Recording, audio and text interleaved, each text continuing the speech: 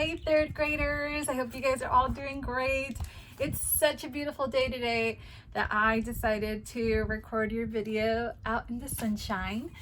So why don't you go ahead and open up your math book to page 613.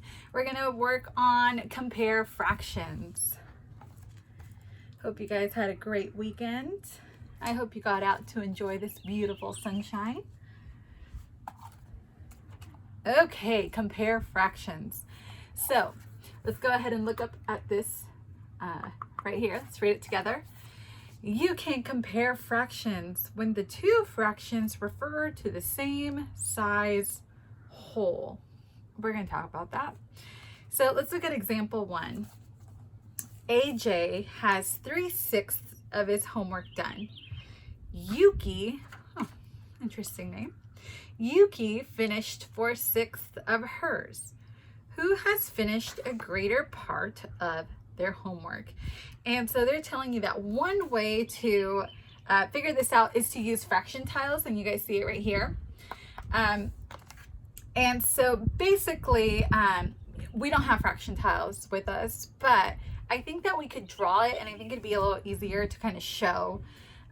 So here they have one whole, and then they have one whole. Now, something important to look at, you guys, is the denominator, because that's going to tell us how many pieces that whole is cut into. And so here, AJ finished 3/6 of his homework, and Yuki finished 4/6 of her homework. And so in both of those numbers, we know that each whole is going to be cut into 6 equal pieces, okay? And so here they have AJ, they have his whole, and they cut it up into 6ths. And they did the same with Yuki's. I think I'm saying that right. I don't know. But Yuki's was also one whole, and they also cut it up into 6ths.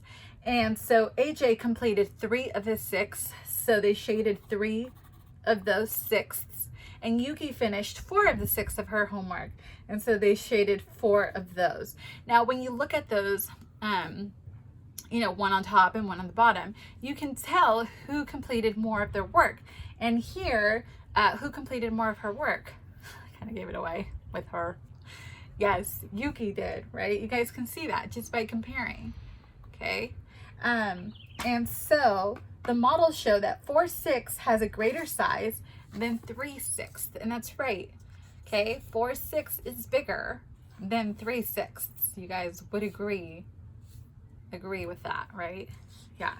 So that's one way to figure out which fraction was bigger. Another way that they're going to tell you you could figure this out is by using a number line.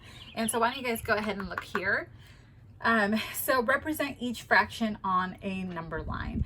And so here, because the denominators were both 6, they only showed you one number line, which won't be the case in other problems that you're going to do in this lesson. But for this example, they only used one number line because both numbers were 6ths. Okay, and so here they drew a number line, and then they just plotted, you know, they wrote 0, 1, 6, 2, 6, 3, 6, 4, 6, 5, 6, and 1, which we know that 1 is 6/6, right?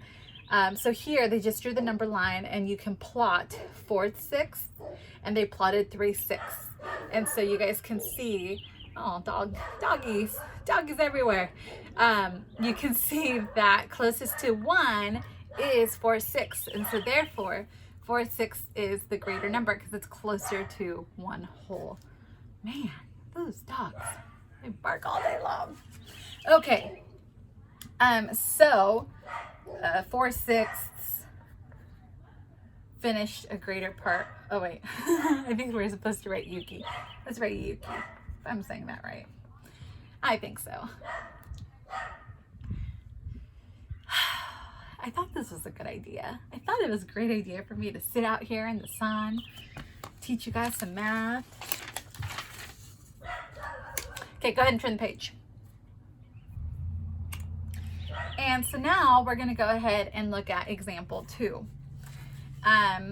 Ooh, Camille. It's almost similar to Camila. So Camille and Peter were reading a book. Camille read 1/4 of the book, while Peter read 1/3 of the same book. Who read a greater part of the book? And so here we're going to compare 1/4 and 1/3. And so they drew that number line, but they also kind of drew that rectangular box on top of it. And so actually that's what I'm going to show you guys how to do, because I feel like that's helpful to draw those tiles. Like we don't have the actual tiles, but we're going to draw it, and I think it's helpful. So it's important, dude, like these dogs are going insane right now. Oh my gosh.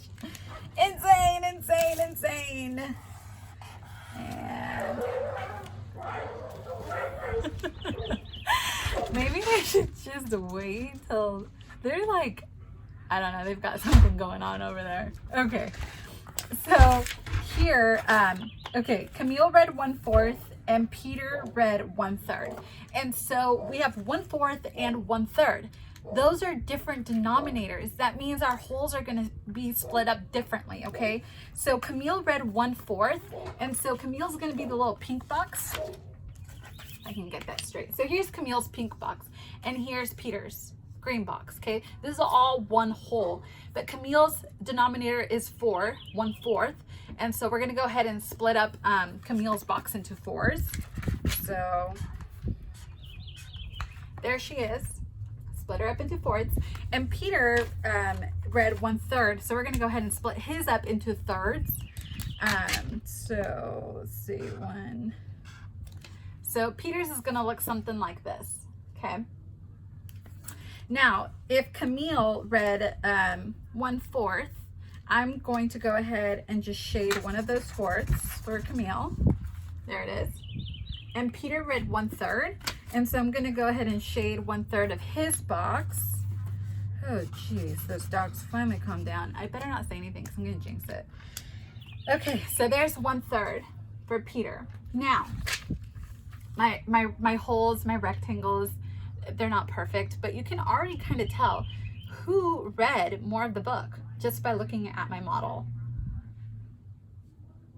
Peter did, right? And so that's how you could use that fraction tile that we draw to figure that out. I actually think it's easier than a number line, but that just works better for me. It doesn't mean it's going to work better for you. So do whatever works best for you. Okay, so which number was greater, 1/4 or 1/3 that we saw? 1/3 was greater, right? So 1/3 is greater than 1/4, or 1/3 is greater than 1/4. And so here they're just using that alligator mouth, that greater than, less than sign to show you. Okay. All right, so let's look at guided practice. It says use the models to compare, use greater than, less than, or equal to. So remember that in greater than, less than, or equal to, the greater than is going to, it's like the crocodile that wants to eat the bigger number, right? Or so that's kind of how I remembered it. So just make sure that the crocodile wants to eat the bigger number and close its mouth towards the smaller number. Okay, so here they give you 1/3 or 2/3, and there they go again.